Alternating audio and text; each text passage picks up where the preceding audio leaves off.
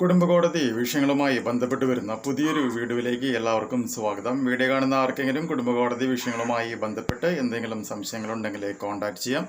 WhatsApp number +91 79 94 97 14 19. ഒരു വട്ടം വിളിക്കുവാനുള്ള consultation fees 500 രൂപ.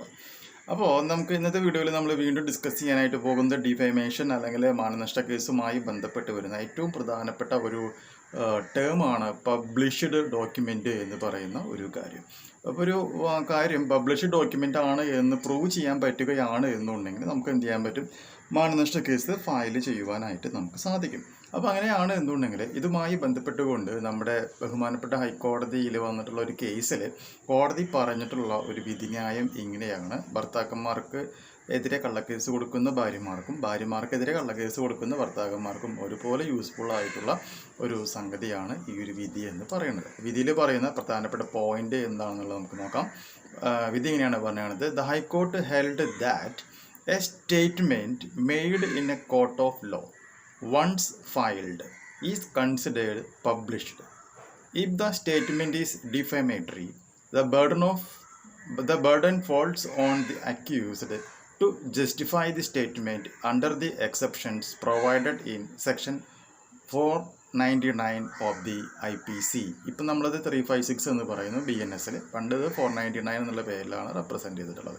അപ്പോൾ എന്ത് പറയുകയാണെങ്കിൽ നമ്മൾ എന്ത് ചെയ്യുന്നു? ഏതെങ്കിലും ഒരു വ്യക്തി മറ്റൊരു ആൾക്ക് എതിരെ ഒരു സ്റ്റേറ്റ്മെൻ്റ് ആയിട്ടെങ്കിൽ പോലും ഒരു പരാതിയിൽ നമ്മൾ തെറ്റായിട്ടുള്ള കാര്യങ്ങൾ ഉൾപ്പെടുത്തിക്കൊണ്ട് ഒരു കേസ് ഫയൽ ചെയ്യുകയാണ് എന്നുണ്ടെങ്കിൽ അതിന് നമുക്കൊരു പബ്ലിഷ്ഡ് ഡോക്യുമെൻ്റ് ആയിട്ട് കണക്കാക്കാമെന്നും അതിൻ്റെ അടിസ്ഥാനത്തിൽ നമുക്ക് ഡിഫേമേഷൻ കേസ് ഫയൽ ചെയ്യുവാനും സാധിക്കും എന്നുള്ള കാര്യമാണ് ഇവിടെ പറഞ്ഞിട്ടുള്ളത്. പലപ്പോഴും നമുക്കറിയാം, നമുക്കെതിരെ കൊടുക്കുന്ന പല കേസുകളിലും അവർ പറയുന്ന അലിഗേഷൻസ് എന്ന് പറയുന്നത് സത്യസന്ധമായിട്ടുള്ള കാര്യങ്ങളാണ് എന്നുണ്ടെങ്കിൽ അവർ എഴുതിക്കോട്ടെ. അല്ലാത്ത തെറ്റായ കാര്യങ്ങൾ, നുണ കാര്യങ്ങൾ എഴുതി വെച്ച് കഴിഞ്ഞാൽ പലപ്പോഴും അതെന്തായിട്ട് മാറും? ഓപ്പോസിറ്റ് പാർട്ടിക്ക് നിങ്ങൾക്ക് എതിരെയായിട്ട് ഡിഫേമേഷൻ കേസ് ഫയൽ ചെയ്യുവാനായിട്ടുള്ള ഒരു അവസരം ഒരുക്കി കൊടുക്കുകയാണ് ചെയ്യുന്നത് എന്നുള്ളൊരു കാര്യം കൂടി മനസ്സിലാക്കുക.